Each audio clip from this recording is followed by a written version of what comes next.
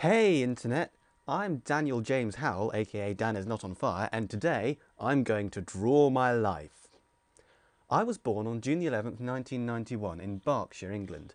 That's somewhere west of London for all you geography perverts out there. I swear I actually remember being born. I know that there was a placenta involved, and I was literally completely naked. As a child, Winnie the Pooh was my biggest role model, causing people to often mistake me for being posh. I am not posh, I am articulate, you turnips. All through my youth, I was very into drama, starring in many of my school's plays, including a comedy version of Cinderella, where I played a Ponzi Prince Charming and kicked ass. Yeah, I'm still waiting for my Academy Award for that one. I did, however, end up winning a Young Shakespeare Award for our Year 10 Merchant of Venice play, so I guess that will have to do. Growing up, my favourite sport was Dance Dance Revolution. What? That's totally a sport. This meant that when it came to PE at school, forgetting my kit and listening to music on the sidelines became a ritual for me. Around about this time, I picked up an interest in video games and the internet. And in early 2009, I started watching a YouTuber called Amazing Phil. Subscribing to his channel and following him on Daily Booth and Twitter, I quickly realised we had all the same likes and dislikes, except I liked his glasses. After tweeting and messaging each other a lot, we started Skyping each other, sometimes for hours at a time. And he convinced me that I should start making YouTube videos, which was something I had been considering for a while. And this has since led to me and various other people dressing up in ridiculous costumes. It was October 2009 before I finally met Phil in real life, and despite the 3.5-hour train journey I had to endure to get to Manchester, I ended up spending a lot of time there over the next few months. We did loads of fun things together, like funny collab videos that you guys loved, and going to the Natural History Museum and seeing sloth bears. He also introduced me to a lot of cool YouTubers at things like the Halloween Gathering and the YouTube Festive Gathering in December.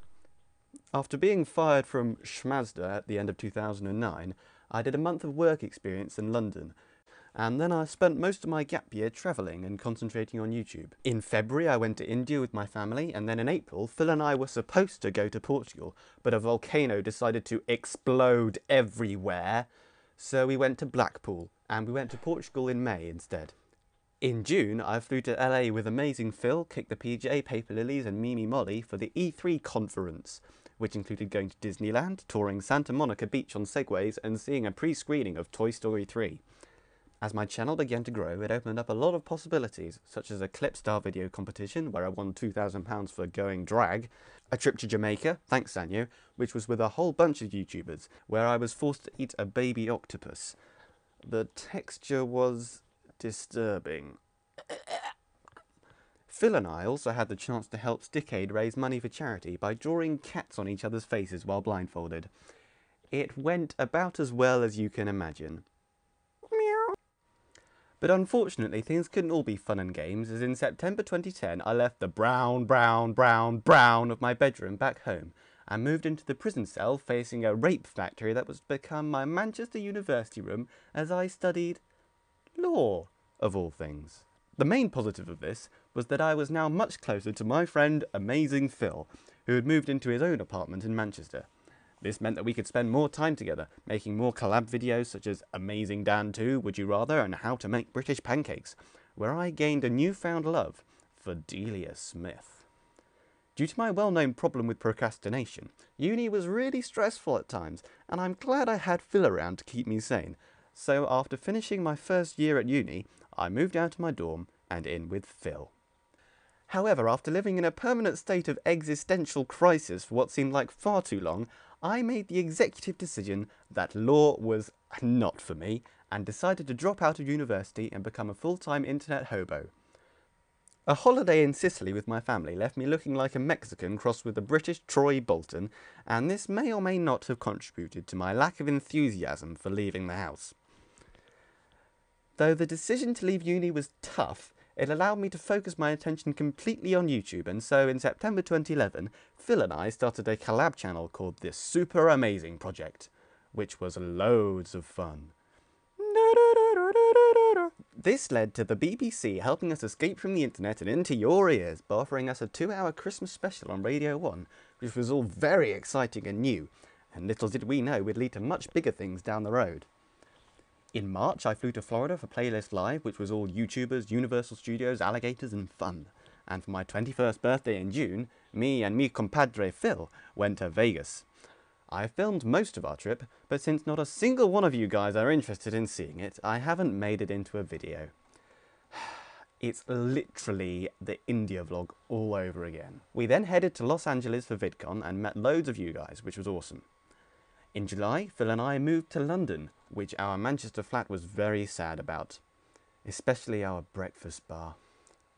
We had some really good times together. I also started doing weekly webcam chats with you guys on YouNow, like a true internet hobo. And I Will Go Down With This Ship became my first video to reach 1 million views. In August, the BBC flew Phil and me to Edinburgh for their Fun and Filth cabaret, where we filmed behind-the-scenes clips for Radio 1 and also participated in Innuendo Bingo on the Scott Mills Show, where Phil and I got very wet. As a result, we got the opportunity to go backstage at the BBC Radio 1 Teen Awards, and I finally met my idol Niall and the rest of One Direction. We were also invited to the Frank and Weenie red carpet premiere with several other YouTubers.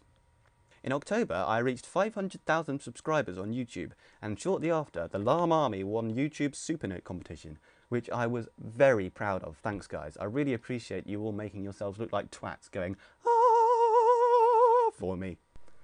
To top off the year, I was voted Sugarscape's hottest lad of 2012, beating Ed Sheeran and my idol Niall Horan. Oh yeah, totally beat the Ginge, despite being horrifically unfit.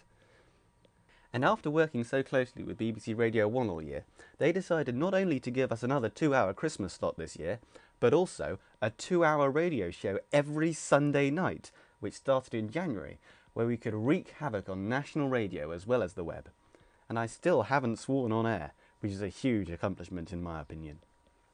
And that brings us to 2013, the year that I decided that even though I make the same promise every year, this year I am definitely going to get fit. So I'm paying a personal trainer to force me. Though between my hectic radio schedule, making videos and all the time I spend conquering new lands, this is probably not going to happen. I won't ever look like Beyonce. Especially since the one thing I like to do the most is filling my stomach with Maltesers. I still have a long way to go before I reach my ambition of becoming a fully fledged K-pop butterfly by the age of 25, but I'm trying my hardest, including ordering my body weight in clothes from Korea. And I really hope scientists will create a Malteser pooing llama soon, then all my dreams would come true. Well, almost all. But for now, I am honoured to be the internet cult leader of such a creative, hilarious and dedicated fandom. You have no idea how much all 1 million of you guys mean to me. I would not be the person I am today if it weren't for you. Please thumb me if you like this video, and I will return with regular broadcasting next week.